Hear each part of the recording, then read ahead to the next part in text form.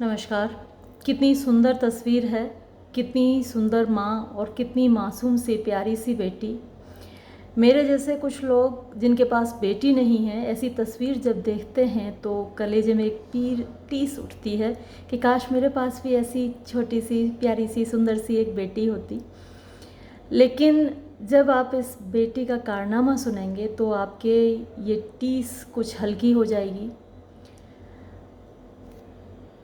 हुआ कुछ यूँ कि ये जो महिला दिख रही हैं, इस बच्ची की माँ, इनके पति हाई कोर्ट में एलडीसी लोअर डिविजनल क्लर्क थे। कार्यकाल के दौरान ही उनकी मृत्यु हो गई और सरकार का ये नियम है कि यदि कार्यरत रहते हुए किसी की मृत्यु हो जाती है तो उनके आश्रितों में से किसी को नौकरी दे दी जाती है, सरकारी नौकरी। अब जब इनके पति की मृत्यु हुई तो इनको वो नौकरी दी गई महिला को, लेकिन ये बेटी चाहती थी कि नौकरी उसे मिले। लेकिन महिला ने परिवार की परिस्थितियों को देखते हुए, क्योंकि इनका एक बेटा भी है जो इस बेटी से छोटा है और वो दिव्यांग है, उसके इलाज के लिए पैसे चाहिए, घर के खर्चे के लिए पैसे चाहिए। बेटियां तो पराई होती हैं, एक दिन उनकी शादी हो जाती है, तो अगर बेटी को नौकरी मिलती तो वो तो दूसरे घर चली जाती और परिवार के सामने एक आर्थिक समस्या खड़ी हो जाती। इसलिए माँ ने कहा कि नहीं बेटा, मैं तुम्हें पढ़ाऊंगी लिखाऊंगी, तुम्हारी अभी उम्र है और तुम तैयारी कर सकती हो किसी भी कंपटीशन की, तुम्हारी नौकरी लग सकती है, तो ये नौकरी मुझे करने दो। अब बेटी इसी बात को लेकर माँ से नाराज़ थी। 3 जुलाई 2026 की बात है कि माँ अपने उस दिव्यांग बेटे को ट्यूशन के लिए छोड़कर आ रही थी। शाम के समय एक तेज़ रफ्तार कार पीछे से आई और उस माँ को टक्कर मारकर चली गई। माँ की मौत हो गई उस टक्कर से। बाद में जब पुलिस ने तहकीकात की तो पता चला कि इस माँ की सुपारी दी थी इस बेटी ने, जो आप देख रहे हैं मुस्कुरा रही है, कितनी मासूम दिख रही है। किस लिए? कि पिता की मौत के बाद तो मुझे नौकरी नहीं मिली, लेकिन माँ की मौत के बाद तो नौकरी मिलेगी।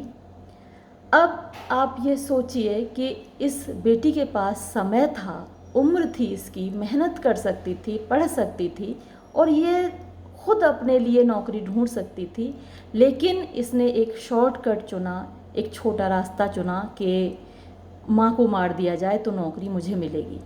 अब सोचिए कि ऐसी बेटी कौन चाहेगा इस दुनिया में। लोग शायद बिना बेटी के ज़्यादा खुश होंगे और लोग सोच रहे होंगे कि ऐसी बेटी ना होने से तो बिना बेटी के होना ज़्यादा अच्छा है। रोज़ाना इतने अपराधों के मामले सामने आ रहे हैं, बेटियों के हाथों से हो रहे हैं और हर बार इनको लगता है कि ये नहीं पकड़ी जाएंगी। इनको लगता है कि ये बहुत शातिर हैं, ये बहुत होशियार हैं, पुलिस इनको नहीं पकड़ पाएगी। लेकिन इनको ये बात समझ में नहीं आती कि कानून के हाथ बहुत लंबे होते हैं और एक दिन आप पकड़े ही जाएंगे। यहाँ क्लियर केस है और मुकदमा चलेगा, इसको कम से कम उम्र कैद तो होगी, ज़िंदगी इसकी जेल में कटेगी और वो नौकरी जिसके लिए इसने माँ को मार डाला वो शायद अब इसके भाई को मिलेगी। जैसे जैसे पुलिस तहकीकात कर रही है, सुनने में ये भी आ रहा है कि अपने पिता की मौत में भी इसका हाथ था और यदि ये इल्ज़ाम सच है तो फिर बहुत सोचने वाली बात है कि आखिर हम कहाँ जा रहे हैं, हमारा समाज कहाँ जा रहा है, हमारे बच्चों को संस्कार कैसे मिल रहे हैं।